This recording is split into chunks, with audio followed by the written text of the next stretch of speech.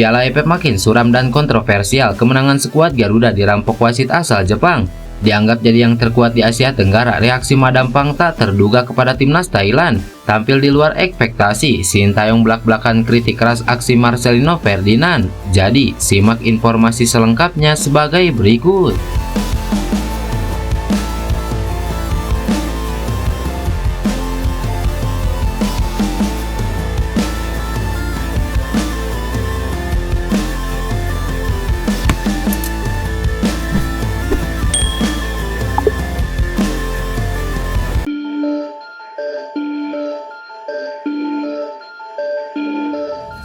Seperti yang diketahui, timnas Indonesia baru saja menjalani laga menegangkan kontra Laos di matchday kedua grup B Piala AFF 2024. Laga ini tentu sangat mengecewakan bagi publik tanah air. Hal ini lantaran skuad Garuda harus rela berbagi angka dengan timnas Laos.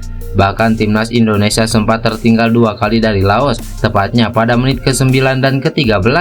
Laos membuka keunggulan pada menit ke-9 lewat Payapong, sempat disamakan kedudukan via gol Kadek Ariel pada menit ke-12. Laos kembali unggul 2-1 via gol Patana Patonatep di menit ke-13.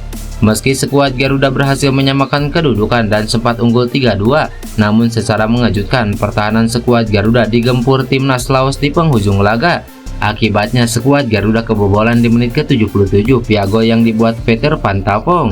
Namun gol dari Peter Van Tapong menjadi perdebatan. Sebelum bola masuk ke gawang timnas Indonesia, si kulit bulat yang dikuasai pemain Laos terlihat telah melewati garis lapangan. Wasit Hiroki Kasahara yang telah dibantu video asisten refer tidak menganggap ada kejanggalan. Alhasil gol Peter Van Tapong ke gawang timnas Indonesia pun tetap disahkan. Padahal jika tidak setuju dengan keputusan VAR, wasit Hiroki Kasahara bisa melakukan pengecekan sendiri di layar. Sayangnya itu tidak dilakukan oleh wasit asal Jepang tersebut. Hal ini membuktikan jika ajang Piala AFF ini memang selalu kontroversial meskipun telah dibantu video asisten refer atau VAR.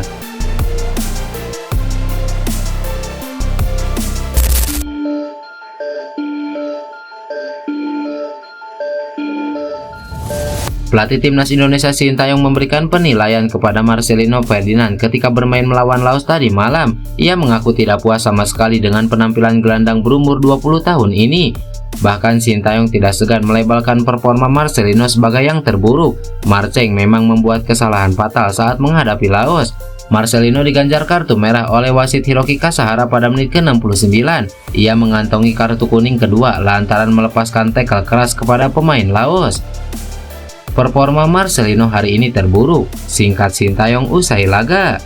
Karena aksinya itu, Marcelino Ferdinand dipastikan absen membela timnas Indonesia saat menghadapi Vietnam yang akan digelar beberapa hari ke depan.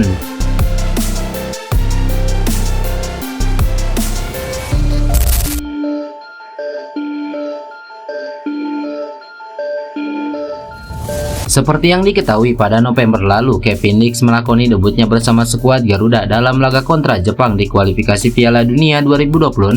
Kevin Dix mampu menyelesaikan babak pertama dalam laga itu yang berakhir dengan kekalahan 0-4 untuk timnas Indonesia, namun tetap tampil merepotkan.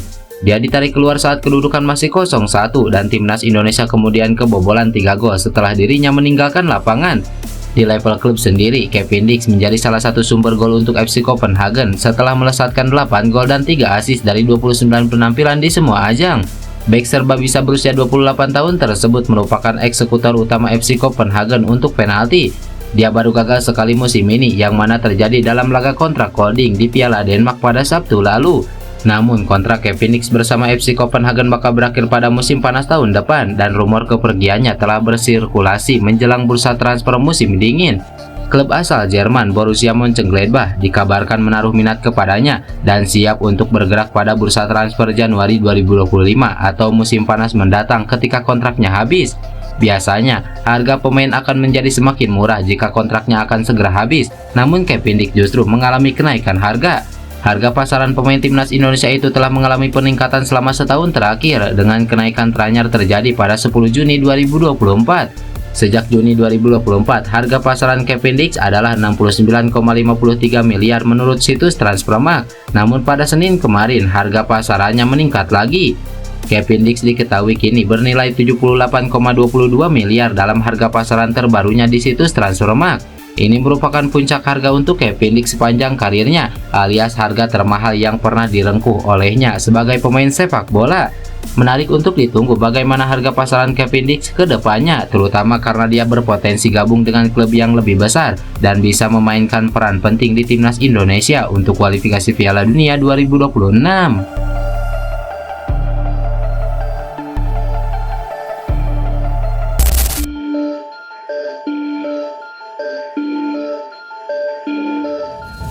Baru-baru ini, asisten pelatih FC Twente, Jeffrey De Visser, terbuka jika PSSI di masa mendatang menawarinya untuk menangani timnas Indonesia. Jeffrey De Visser merupakan asisten pelatih FC Twente yang artinya bekerja dengan Mesilges. Menariknya, ia juga memiliki keturunan Indonesia. Punya darah Indonesia dari sang ayah, ternyata asisten pelatih FC Twente ini sering mengikuti sepak bola di tanah air, sebab ada beberapa pemain asal Belanda yang berkompetisi di BRI Liga 1. Contohnya adalah Mark Klok yang berstatus sebagai naturalisasi timnas Indonesia.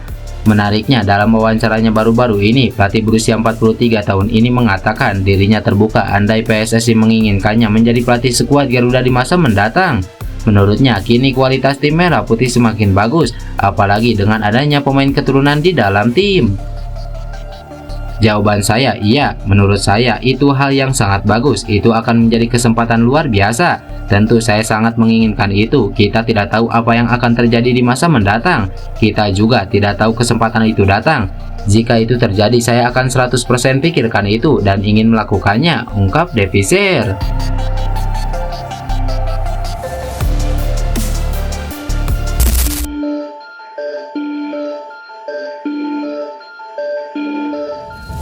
Presiden Federasi Sepak Bola Thailand yakni Ma Dampang dikabarkan telah menyiapkan bonus besar untuk tim nasionalnya di ASEAN Cup 2024. Ya, timnas Thailand bertekad untuk mempertahankan gelar di turnamen sepak bola terakbar di Asia Tenggara itu. Thailand berstatus sebagai juara bertahan usai memenangi 2 edisi terakhir ASEAN Cup. Meski tidak diperkuat sejumlah pemain pilar, Thailand masih menjadi kandidat juara pada edisi kali ini. Trofi ASEAN Cup 2024 akan menjadi gelar ke-8 dan ketiga secara beruntun bagi Thailand. Sebelum itu, Thailand lebih dulu harus melewati tantangan di babak penyisihan grup. Pada edisi kali ini, Thailand tergabung di grup A bersama Malaysia, Singapura, Kamboja, dan Timur Leste. Untuk memotivasi para pemain, Pat dikabarkan telah menyiapkan bonus besar untuk tim Gajah Perang. Bonus tersebut akan diberikan jika tim asuhan Mat Saraisi itu mampu melaju hingga babak semifinal. Dilansir dari media Vietnam Bongda, Thailand akan menerima 3 juta baht jika lolos ke 4 besar. Apabila dikonversikan ke mata uang rupiah, jumlah tersebut setara dengan 1,4 miliar. Target lolos ke babak semifinal tampaknya tidak akan sulit bagi Supanat Moenta dan kawan-kawan. Terlebih Thailand sukses mengawali kiprah di fase grup dengan hasil yang sangat memuaskan. Mereka membantai Timur Leste dengan 10 gol tanpa balas beberapa waktu lalu. Ini merupakan kemenangan terbesar sepanjang sejarah bagi Thailand, menyamai rekornya pada 1971 silam. Setelah kemenangan atas Timur Leste, Thailand akan kembali ke negara asalnya. Mereka memiliki waktu 5 hari untuk mempersiapkan pertandingan kedua melawan timnas Malaysia.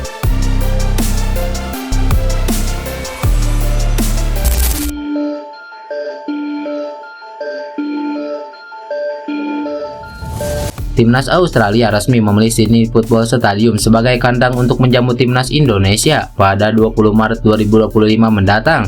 Australia memang sengaja memilih stadion ini dengan alasan khusus. Australia akan menjamu timnas Indonesia dalam laga matchday ke-7 putaran ketiga kualifikasi Piala Dunia. Socceroos bertekad memenangi laga krusial ini. Setelah 6 tahun, Australia kembali bermain di Sydney Football Stadium, tempat yang terbukti membawa keberuntungan dalam pertandingan kualifikasi Piala Dunia edisi sebelumnya. Saat ini, tim asuhan Toni Popovic menempati posisi kedua grup C dengan 7 poin, tertinggal 9 poin dari pemuncak klasemen Jepang, dan hanya unggul 1 poin dari Indonesia, Arab Saudi, Bahrain, dan Cina. Dengan hanya 4 pertandingan tersisa, kemenangan atas Indonesia menjadi kunci bagi timnas Australia untuk menghindari harus tampil di putaran keempat atau resiko tersingkir. CEO Football Australia James Johnson yakin atmosfer pendukung di Sydney Football Stadium akan memberikan dorongan besar bagi tim dalam laga krusial tersebut. Menurutnya, stadion ini telah membuktikan diri sebagai tempat yang mendukung performa terbaik Socceroos, seperti ketika mereka mengalahkan Uni Emirat Arab dalam kualifikasi Piala Dunia 2018. Kami memilih bermain di sini secara sengaja. Ini adalah pertandingan yang kami yakin bisa kami menangkan. Anda melihat apa yang terjadi selama Piala Dunia Wanita. Stadion ini hidup dengan energi. Kami berharap atmosfer penuh di sini akan membantu tim tampil maksimal, ungkap James Johnson.